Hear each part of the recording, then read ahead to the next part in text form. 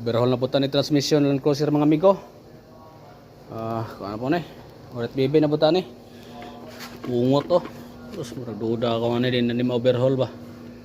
Ilis sige nagbago ni ungot na malham ko ni sa city god. Sige lang padagan niya wala da city kay kaniri oh. Palos man diri. Ni oh. Yang cable. Siga lang ilong silig padagan. Tungas-tungas tong bonbon. Kauman wala da city. Oh, klaro kayo. Pilit ang kon. Torque converter din na maibot. Na. Di na ni kuret PB ba oh? Wala na. So may paguyod din ni kuan. Kabaw para maibot. Singita na patag kabaw ni para maguyod aning torque converter. Tuyok siya. Hindi naman ni wala naman ni drive. Wala na i-drive, wala na reverse, wala na tanan. Kundo na siya, wala na siya ginhawa.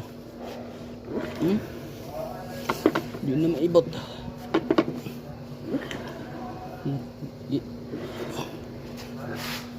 Lagi siya maibot, lagi siya magawas. Oh. Sigang ilong. Let's go. Wala na.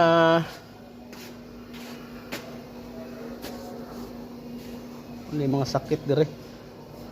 May sakit anong transmission na po. Di mabantayan galing na dire ko ano.